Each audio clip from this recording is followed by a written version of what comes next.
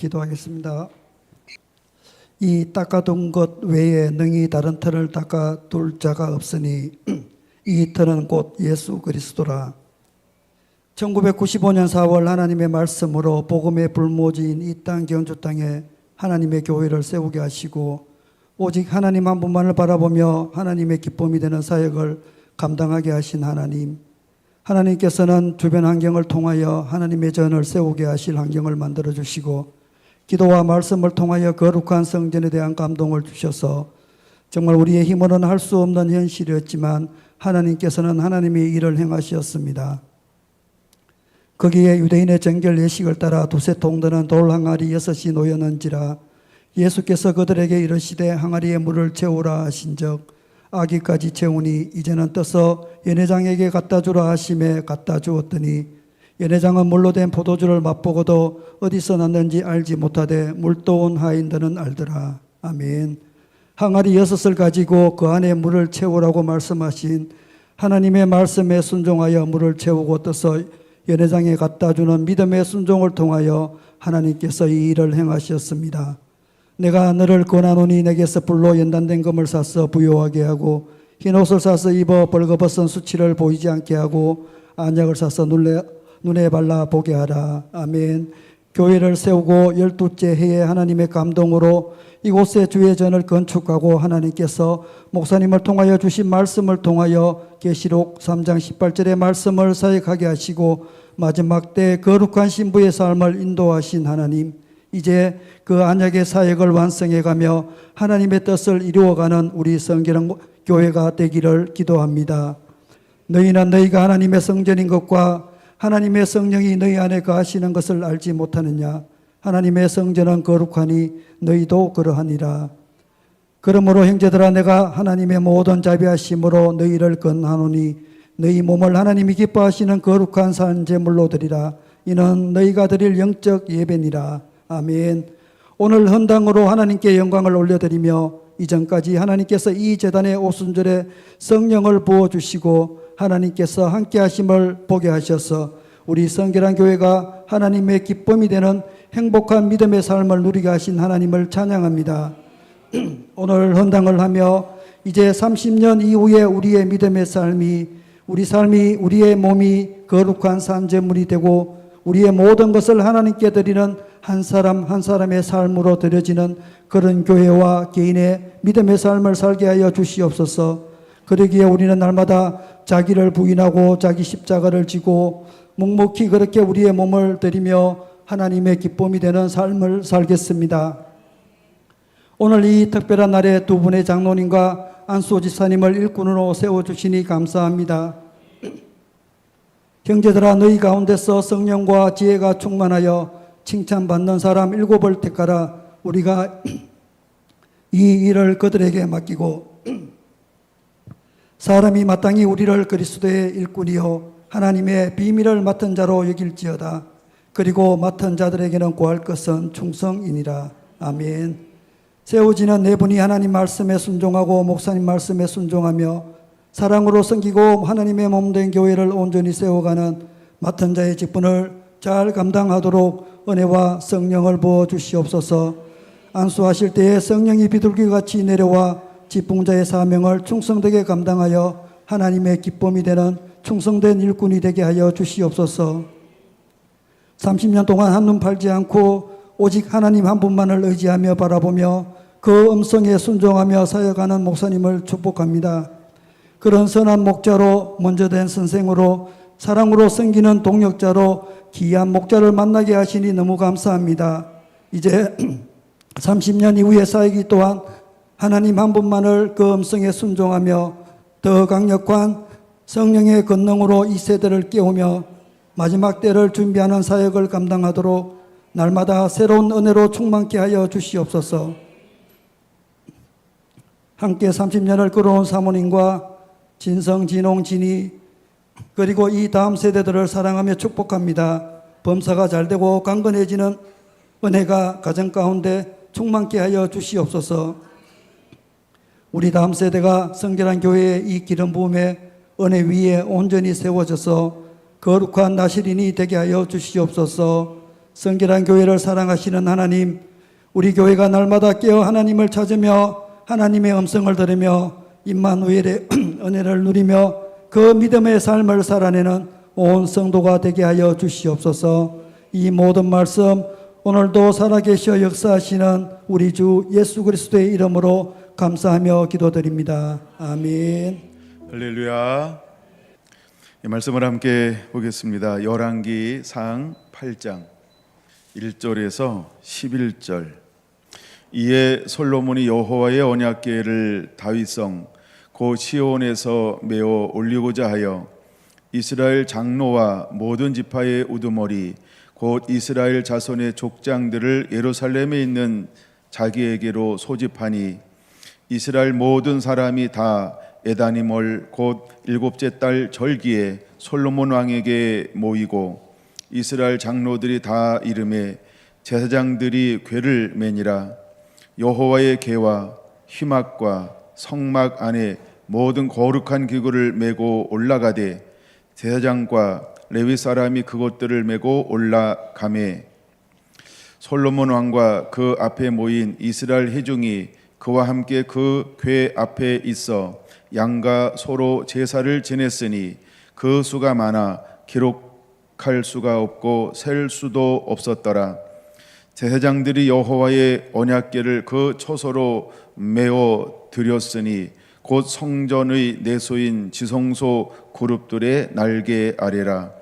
그룹들이 그 궤 초소 위에서 날개를 펴서 궤와 그 채를 덮었는데 채가 길므로 채끝이 내소 앞 성소에서 보이나 밖에서는 보이지 아니하며 그 채는 오늘까지 그곳에 있으며 그 궤 안에는 두 돌판 위에 아무것도 없으니 이것은 이스라엘 자손이 애굽 땅에서 나온 후 여호와께서 저희와 언약을 맺으실 때에 모세가 호렙산에서 그 안에 넣은 것이더라. 제사장이 성소에서 나올 때에 구름이 여호와의 성전에 가득하매 제사장이 그 구름으로 말미암아 능히 서서 섬기지 못하였으니 이는 여호와의 영광이 여호와의 성전에 가득함이었더라. 아멘. 봉헌식의 은혜, 이런 제목으로 함께 은혜를 나누겠습니다. 먼저 성결한 교회가 30주년을 맞이할 수 있도록 여기까지 인도하신 하나님을 찬양합니다. 지난 몇 주간 동안 30년을 뒤돌아보고 또 앞으로 남은 시간들을 생각해 보는 그런 시간들을 가질 수 있었습니다. 30년을 어떻게 달려왔을까?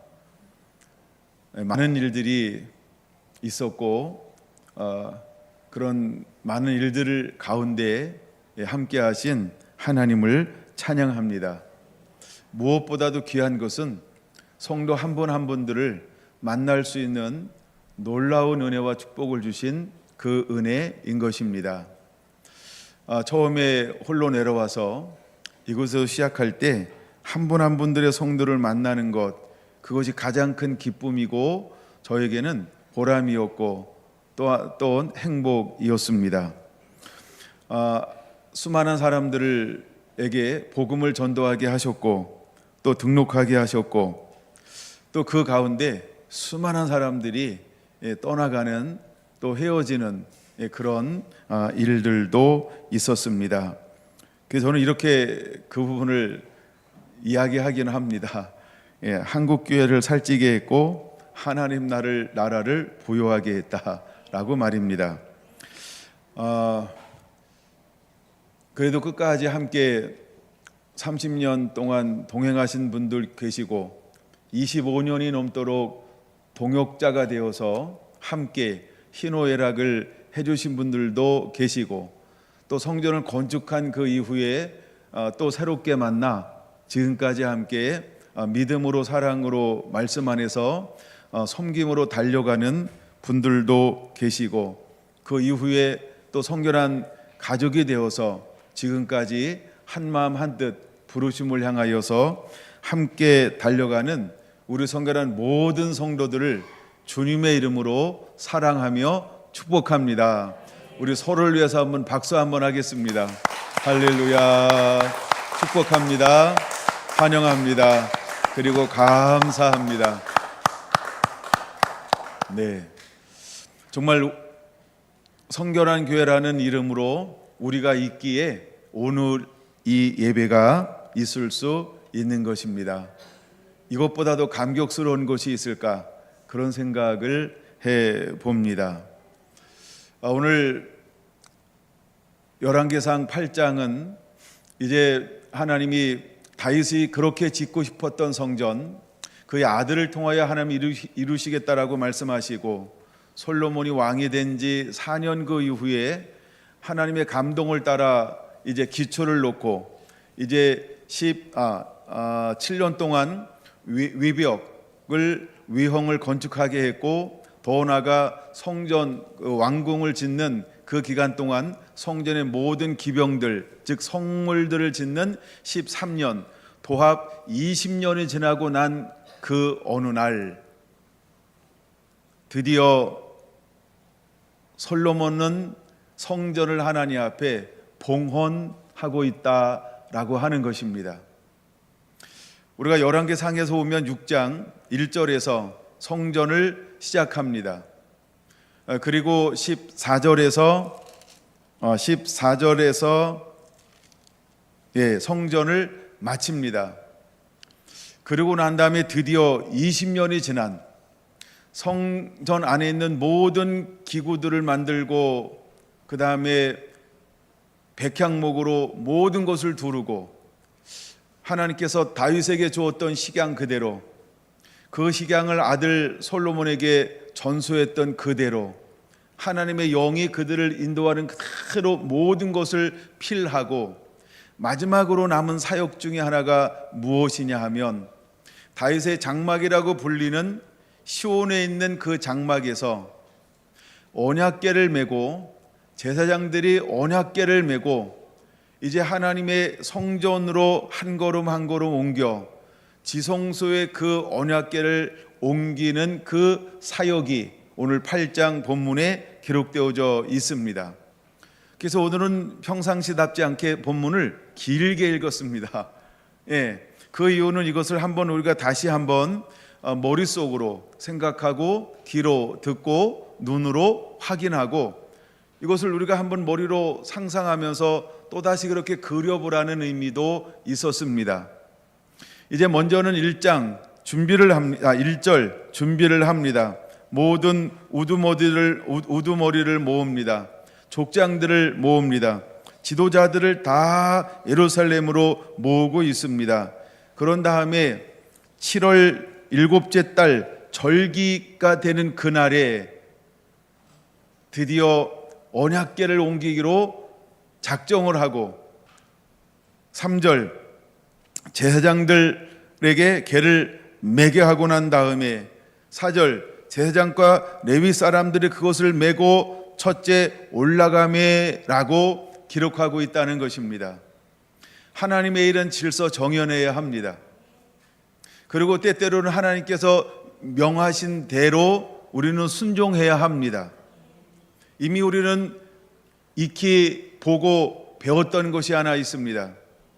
다윗이 왕이 되고 난 다음에 이제 언약궤를 옮기려고 하는 마음을 가졌을 때, 그는 하나님의 말씀의 방법이 아닌 들었던 방법, 자기가 전에 내려오는 방법, 새 수레를 만들어서 그것을 옮기려고 하는 때에 놀라운 사건을 경험하고 난 다음에, 우리가 생각하는 최신 현대식의 방법으로 하나님을 섬기는 것도 어느 부분은 필요하지만, 때때로 하나님을 하나님에게 가장 유용하게 섬기는 것은 현대적 방법이 아닌 하나님이 말씀하신 그대로의 방법을 가지고 하나님을 섬겨야 한다라고 하는 것을 배웠던 것입니다.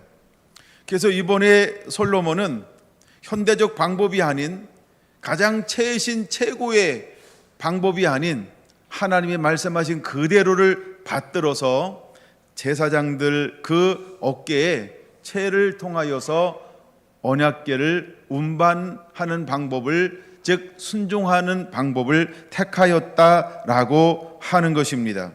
이것이 올라가며라고 하는 의미인 것입니다. 먼저 오늘 우리도 하나님을 앞으로 어떻게 섬기는 하나님의 사람이 되어야 할까?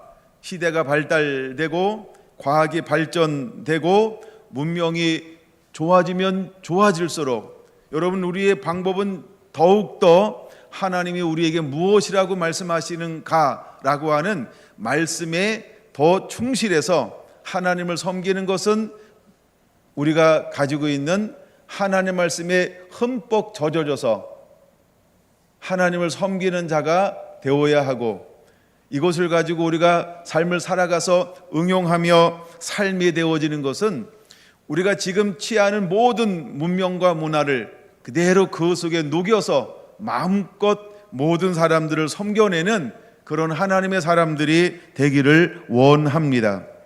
5절, 이제 이것을 옮기는 동시에 솔로몬이 잊지 않고 하는 것 중에 하나가 무엇이냐 하면 많은 예물을 준비하고 하나님 앞에 이제 이것을 예배하기 시작하더라라고 하는 것입니다. 아버지 다윗이 이 법궤를 올려올 때 수만 수천의 소와 양을 잡아 하나님 앞에 번제와 예물을 드렸던 것처럼 이제 이 법궤를 옮기면서 솔로몬도 했던 일 중에 하나가 무엇이냐 하면 5절은 이렇게 말하고 있다는 것입니다. 양과 소로 제사를 지냈으니 그 수가 많아 기록할 수도 없고 셀 수도 없었더라. 오늘 우리가 설립 30주년을 기념하고 또 우리에게 주신 이 성전을 하나님 앞에 봉헌하며 우리의 몸된 성전을 하나님 앞에 온전히 드리고 또한 임직을 하는 이 날에 지난 시간에 한번 짧게 도전을 준 적이 있습니다. 우리도 한번 마음의 감동을 따라 한번 하나님 앞에 이렇게 예배하고 한번 드려보자라고요. 여러분들이 이 말을 어떻게 들었는가? 그러나 오늘 5절에는 솔로몬은 이것을 넉넉하게 준비했다라고 하는 것입니다. 여러분, 이것은 하루아침에 되지 않습니다. 이미 오랜 세월 동안, 오랜 시간 동안 계획했다는 것입니다. 마음을 들였다라고 하는 것입니다. 하나님을 이날 어떻게 예배해야 되는지에 대한 것을 고증했고 하나님 말씀을 따라 함께 하나님을 하나님에게 영화롭게 하는 방법으로 그는 셀 수 없는 수많은 예물을 드려 예배를 준비하고 있었다라고 하는 것입니다. 6절 두 번째 포인트가 들어가 있습니다. 제장들이 여호와의 언약궤를 그 초소로 메어 드렸다라고 하는 것입니다. 드디어 언약궤가 있어야 할 그 자리로 들어갔습니다. 이것이 봉헌식의 최고의 하이라이트입니다. 오늘 우리가 30주년을 맞이하면서 또한 봉헌을 하는 이날에 우리에게 가장 중요한 게 무엇일까? 이런 생각, 묵상을 한번 해보기 시작을 했습니다. 저는 2025년을 시작하면서 하나님이 주신 감동을 따라 2025년은 하나님의 말씀에 흠뻑 젖어보자.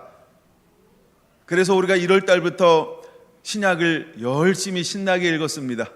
2월 달도 신약을 읽었고 3월 달도 신나게 신약을 읽었고 4월 달과 5월 달도 우리가 함께 신약을 읽어나가고 이제 5월 부활절이 지나고 난 다음부터 선지서를 읽어나가기 시작을 합니다.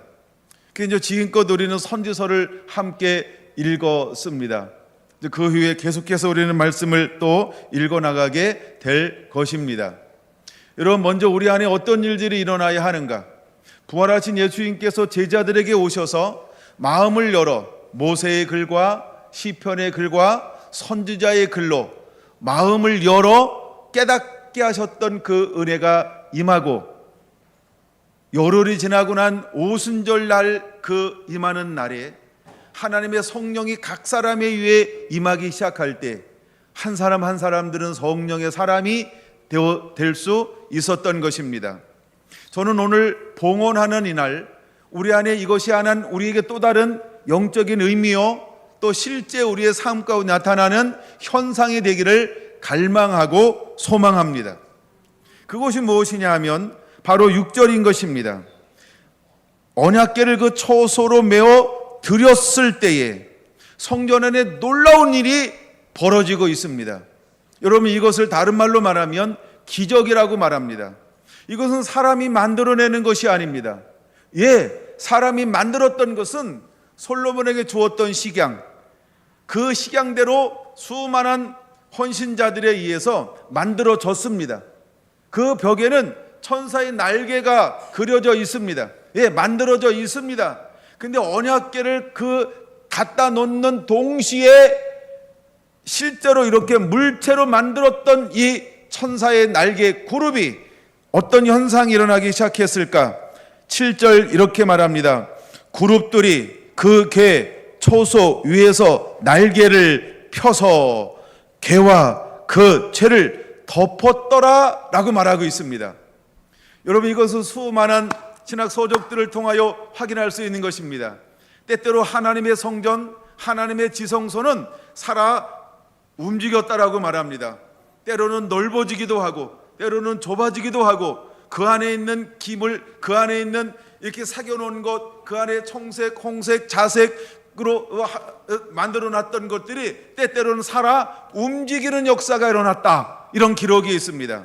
근데 바로 오늘 본문 말씀에 이것을 우리에게 실제로 보여주고 있는 것입니다. 여러분, 다시 한번 7절 같이 한번 읽어볼까요? 시작. 그룹들이 그 궤 채소 위에서 날개를 펴서 교회의 그 채를 덮었으며, 할렐루야. 이것은 원래 덮은 모양으로 있는 것이 아닙니다.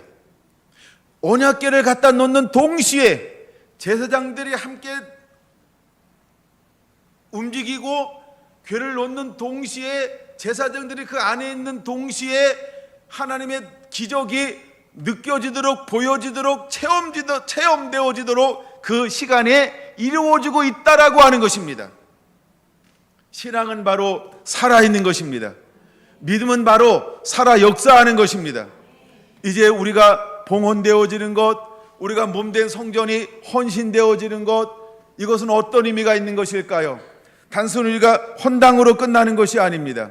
우리의 몸을 하나님께 거룩하게 헌신하는 것으로 끝나는 것이 아닙니다. 우리의 몸을 거룩한 받으실 예배로 드려지는 것으로 끝나는 것이 아니고, 우리가 하나님을 하나님에게 예배하고 우리가 우리의 삶을 전부를 드릴 때 하나님은 초자연적인 역사로 우리와 함께 하시겠다라고 하는 사인을 열왕기상 8장 7절을 통하여 우리에게 선명하게 보여주고 있는 것입니다.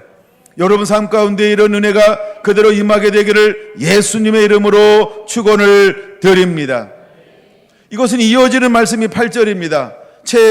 채가 길므로 채 끝이 내소 앞 성소에서 보이나 밖에서는 보이지 아니하며 그 채는 오늘까지 그곳에 있으며 라고 말하고 있는 것입니다.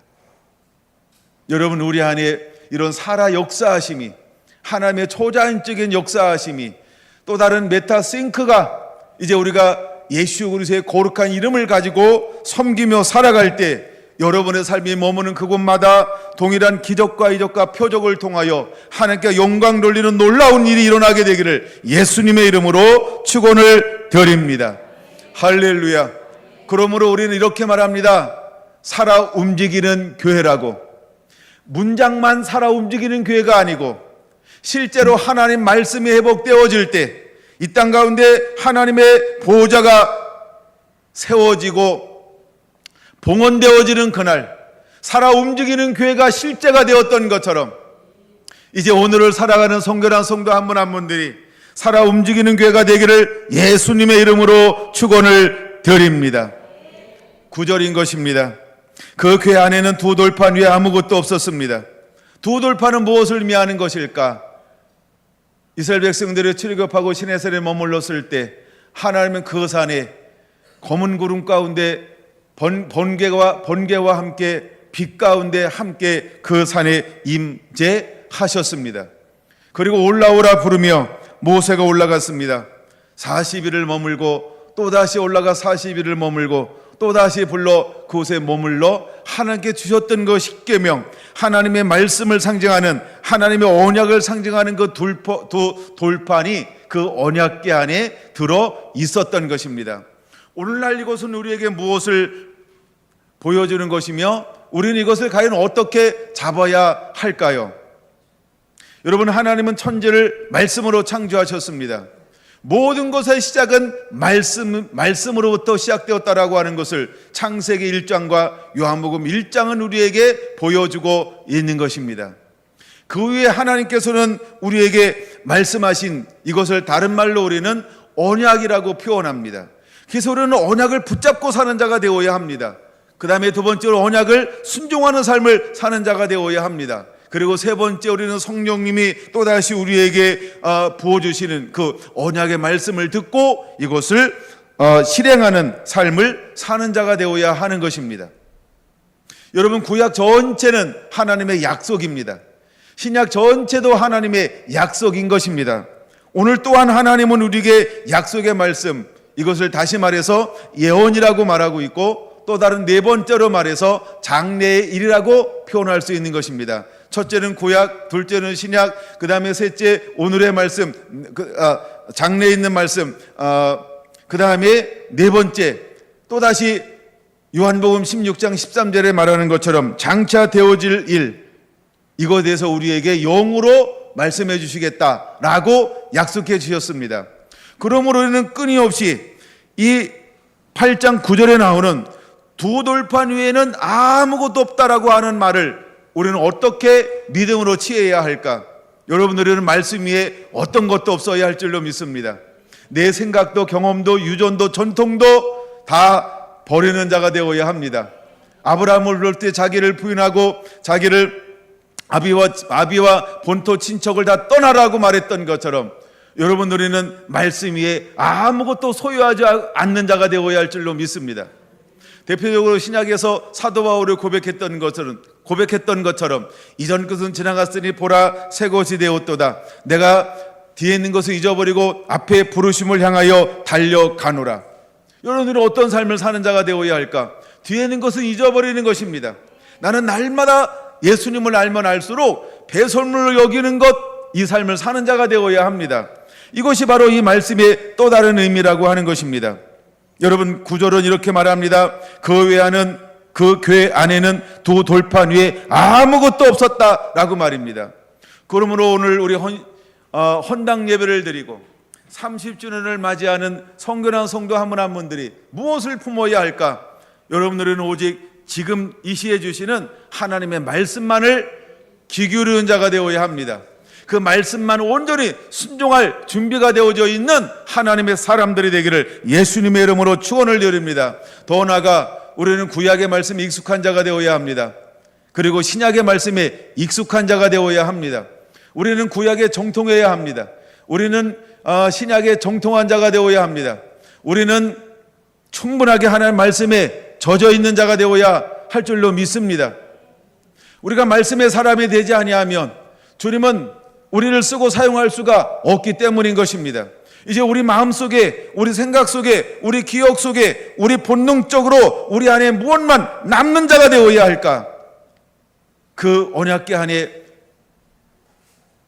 벗게만 있었던 것처럼 이제 우리 안에는 하나님의 말씀만 남아있는 자가 되기를 예수님의 이름으로 축원을 드립니다. 여러분, 세상 사람들은 어떤 사람들을 찾을까? 학문에 익숙한 사람, 서적에 뛰어난 사람, 다니엘이었습니다. 여러분, 이런 사람들은 하나님께서 많이 만들어냅니다. 그러나 다니엘은 그것만 가지고 있는 것이 아닙니다. 그거와 더불어 무엇을 겸비한 자였을까요?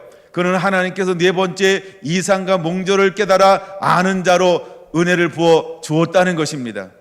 여러분, 구약에서 나오는, 아니 구약과 신약에서 통틀어서 나오는 의로운 사람, 그러면 다니엘은 몇 번째 속할까요?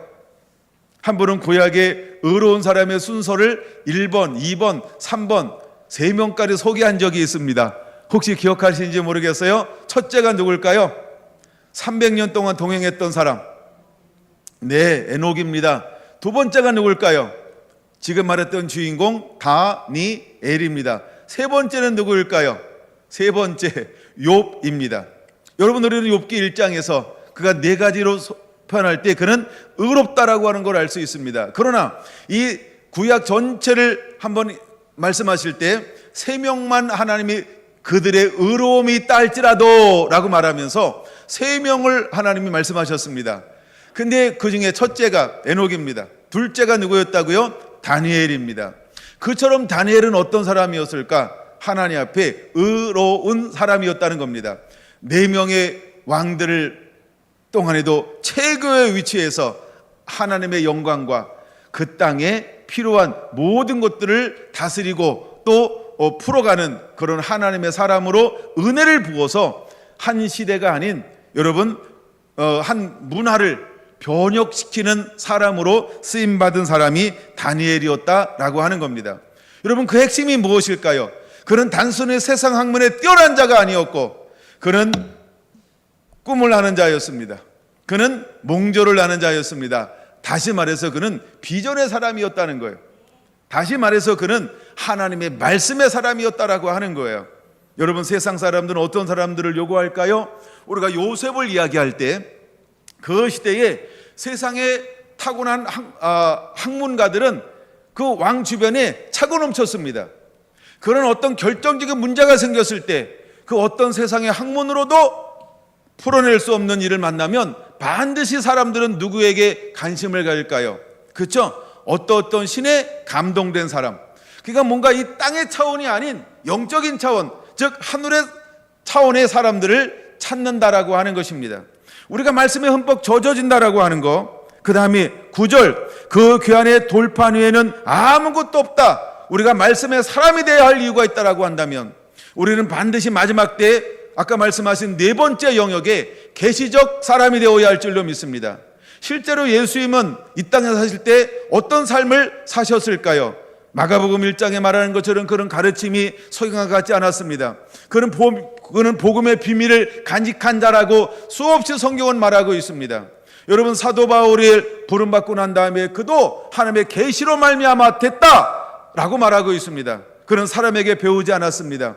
그는 하나님의 계시로 말미암아 모든 것을 알고 그 다음에 주어진 사역을 가장 탁월하게 감당해내는 삶을 살았던 것입니다. 이제 우리가 헌당을 하면서 우리 한 분 한 분들이 어떤 은혜를 가지고 또다시 살아가는 하나님 앞에 헌신된 삶이 되어야 할까? 말씀의 사람이 되어야 한다라고 하는 것입니다. 계시의 사람이 되어야 한다라고 하는 것입니다. 성령의 사람이 되어서 그 시에 풀어주시는 하나님의 말씀을 가지고 다시 오실 주의 길을 열어가는 자들이 되기를 예수님의 이름으로 축원을 드립니다. 여러분들은 성경이 어떻게 쓰여졌는지 기초를 배웠습니다. 1600년에 걸쳐서 약 한 40여 성경의 저자들에 의하여 하나님의 영감으로 기록된 하나님의 성경책, 이것을 우리는 바이블이라고 말합니다. 그럼 오늘 우리는 어떻게 말씀의 사람이 되어야 할까? 성령의 감동을 입은 자가 되어야 할 줄로 믿습니다. 그러므로 우리의 기도 중에 하나가 무엇이 되어야 할까? 주여 성경을 깨닫고 아는 자가 되길 원합니다. 바로 그것이 옥토이기 때문에 그런 것입니다. 옥토의 사람은 말씀을 듣고 인내함으로 결실하는 자니라고 말하는 것처럼 우리는 기도해야 합니다. 주여 성경을 깨닫는 자가 되게 하여 주옵소서. 성경의 저자의 감동을 내게도 부어 주시어서 성경을 그대로 아는 자가 되게 하여 주옵소서. 이것이 우리의 기도가 되어야 할 줄로 믿습니다. 여러분 이것은 바로 아버지의 마음인 것입니다. 이것은 바로 예수님의 마음인 것입니다. 바로 이것은 성령의 마음인 것입니다. 오늘날 성령님은 누구를 통하여 일하실까? 하나님의 그 마음에 감동을 주어 하나님의 말씀을 주어 하나님의 뜻이 이 땅 가운데 이루어질 수 있도록 아버지의 말씀이 말씀되게 하여 그 말씀을 붙잡고 전부를 다하여 살아가는 아브라함 같은 사람, 즉 충성된 사람, 다윗과 같은 사람, 즉 마음이 온전한 사람, 이 사람을 하나님이 찾고 그 사람을 통하여 일하실 거라고 한 걸 우리는 잊지 않아야 할 줄로 믿습니다.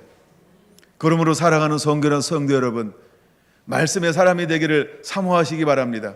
성령의 인도함 받게 되기를 사모하는 자가 되기를 바랍니다. 충분히 기회를 줄 때 말씀에 젖어지시게 되기 바랍니다. 말씀에 흠뻑 젖어져서 나를 만나는 사람들에게 흔적을 남겨야 합니다. 내가 왜 젖어졌지? 그 말씀이야. 사는 사람들을 적실 수 있는 그런 은혜가 임하게 되기를 예수님의 이름으로 축원합니다. 마지막 부분인데요, 10절입니다. 다시 한번 저 첫째 4절 메고 올라가매, 올라갔어요. 6절 이제 초소로 메어 드렸어요. 그 다음에 이제 10절 성소에서 나올 때에, 이게 구약입니다. 그러니까 이게 구약입니다. 그러나 신약은 다릅니다. 오늘은 다릅니다. 그러나 먼저 성경을 먼저 이야기해야 되기 때문에, 성소에서 모함에 나올 때에 놀라운 일이 벌어집니다.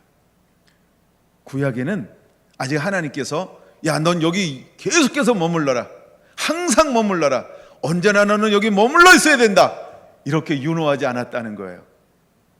구약에는 1년에 우리가 잘 아는 것처럼 몇 번 하나님 허용한 날이 있어요. 대속죄일. 이걸 우리가 이날에만 7월 10일입니다.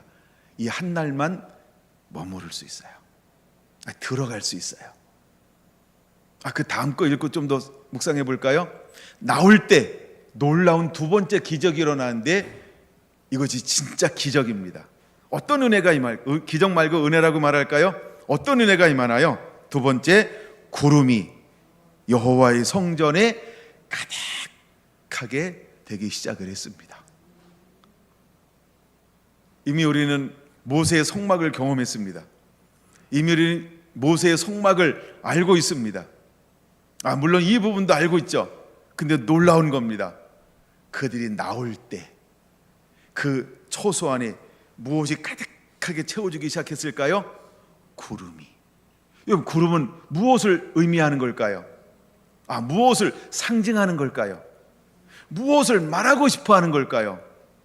자, 모든 걸 다 건축했습니다.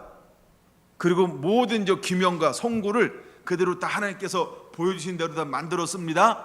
자, 그리고 하나님 이제 봉헌하는 그날 마지막으로 하는 것이 무엇이라고요? 제사장들에 의해서 언약궤가 그 구름 날개 아래 딱 안치되어집니다. 그리고 이제 제사장들이 일을 마쳤습니다. 그리고 나올 때에, 그럼 이걸 보는 거예요, 뒤돌아선 거예요? 그렇죠? 왜 뒤돌아섰을 때 했을까요? 모세가 등만 봤던 것처럼. 하여간 이걸 지금은 아직까지 하나님께서 아무 때나 허용하지 않아요. 이것은 허용했을 때만 들어가는 것이었어요. 구약에는. 지금 구약을 설명하는 겁니다. 그래서 그들이 나올 때라고 하는 건 등을 돌렸을 때, 그때 뒤에서 어떤 일이 벌어지고 있어요? 여호와의 임재, 여호와의 영광, 여호와의 구름, 이것이 그 성전에 가득하게 채워지기 시작하는 겁니다. 그러면 제사장은 이것을 보았을까요? 아닙니다. 그렇죠? 느낌으로 아는 겁니다. 아직 하나님이 허용하는 것은 아닙니다. 아직이요. 물론 조금 있으면 그 다음 절에 또 나오니까 그때 또 다르게 설명할게요. 하여간 지금은 그런 겁니다. 여러분, 우리 안에 이것이 구약적 개념이에요. 근데 신약에는 하나님께서 어떻게 할까요? 그렇죠? 예수님이 세례를 받음을 통하여 놀라운 일이 벌어지는 거예요. 그 다음에 예수님께서 십자가를 지시고 대속을 감당하시고 나서 오순절이 임하는 동시에 우리에게 어떤 일이 일어났나요? 여러분, 구약의 요엘서에 예언했던 것이 실제가 되었습니다. 예수님께서 실제 이 땅 가운데 몸된 성전으로 오셨던 것처럼 이제 우리는 똑같이 무엇으로 변화되는 놀라운 역사가 오순절이었을까요? 몸이 하나님의 임재의 초소로 바뀌는 날. 이 날이 무슨 날이라고요? 오순절인 것입니다. 여러분, 우리는 오순절을 한국은 어떤 절기로 지키고 있을까요? 첫것을 드리는 절기, 초막절인 것입니다. 다음 주가 이제 우리가 첫것을 드리는 절기입니다. 여러분, 이 날을 우리가 2주 남았습니다. 기대하고 준비하고 사모하며 기다려야 할 줄로 믿습니다. 여러분, 이 날은 그냥 첫것을 드리는 절기가 아니고 어떤 절기라고요? 우리의 몸이 거룩한 성전으로 변화되는 날, 하나님의 구름, 그 다음 절 11절 오면 하나님 여호와의 영광이 성전에 가득하게 되는 날, 이 날이 그 날이라고 하는 것입니다. 여러분, 우리 안에 이런 기대감이 있어야 합니다. 이런 소망이 있어야 합니다. 우리는 성령의 사람이 되어야 합니다. 우리는 몸된 성전이 되어야 할 줄로 믿습니다. 우리는 살아 움직이는 성전이 되어야 합니다. 그리고 이 성전이 회복되어져야 할 줄로 믿습니다. 물론 이것은 지나고 한 1조는 지나야 말씀을 나눌 것 같은데, 가장 중요한 포인트 중에 하나가 뭐냐 하면, 우리가 의로우면 의로울수록 우리 안에 무엇이 더 강력하게 나타나기 시작할까요? 하나님의 임재입니다. 하나님의 영광입니다. 그러면 이렇게 한번 설명해 봅시다. 왜 제가 없어졌다가 나타날 거예요? 왜 제가 안 보일까요? 제가 왜 안 보일까요? 자, 제가 여호와의 영광이라고 한번 그냥 비유를 해봅시다. 자, 영광이에요. 근데 영광이 안 보여요. 왜 영광이 안 보일까요? 나의 의가 하나님의 수준에 미달하지 못함으로 우리 안에 있는 하나님의 영광이 안 나타나는 겁니다. 내가 하나님을 닮으면 닮을수록, 내가 말씀대로 순종하면 순종할수록 우리는 어떤 존재로의 삶을 살아낼 수 있을까요? 예수님처럼, 히브리서 11장에 기록된 믿음의 사람들처럼, 수없는 세기의 부흥의 주역으로 쓰임받은 하나님의 사람들처럼. 여러분, 이것은 무엇의 차이일까요? 삶의 차이입니다. 의로움의 차이입니다. 순종의 차이입니다. 내 마음이 어떤지 이것이 격을 만들어내는 것입니다. 자, 그러면 봉헌하는 그날 어떤 현상이 일어났다고요? 이제 11절 그냥 넘어왔어요. 11절로 그냥 넘어와 버렸어요. 좀 더 해야 되는데 10절. 자, 11절 다시 한번 11절을 보겠습니다. 구름으로 말미암아 능히 서서 섬기지 못하였으니. 왜 서서 섬기지 못할까요? 그냥 권능이 있는 겁니다. 그냥 그 무게가 있는 겁니다. 여호와 영광을 언어로 하면 무게라고 해석도 합니다. 그냥 그 여호와 영광의 무게로 말미암아 온 몸이 스스로 서서 섬기지 못하고 부복하는 것입니다. 납작 엎드려질 수밖에 없는 것입니다. 출애굽기 40장 성막을 봉헌할 때 일어난 현상과 똑같은 현상이 일어나기 시작을 했습니다. 그리고 두 번째 단어는 이것입니다. 이는 여호와의 영광이 여호와의 전에 가득하게 되었더라. 여러분, 봉헌의 의미가 어떤 의미인지 이제 우리는 현대적인 의미와 성경의 의미와 우리가 사모하는 의미를 세 가지를 섞어서 나누고 있는 것입니다. 우리가 봉헌을 했다.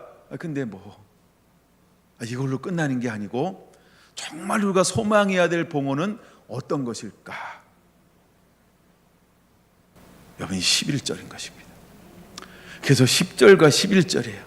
그래서 10절의 세 번째 중요한 단어가 나올 때에, 처소에서 나올 때라고 하는 그 단어입니다. 그래서 이게 구약적 개념이라고 설명한 겁니다. 그러나 오늘날의 개념은 어떤 개념이어야 할까요?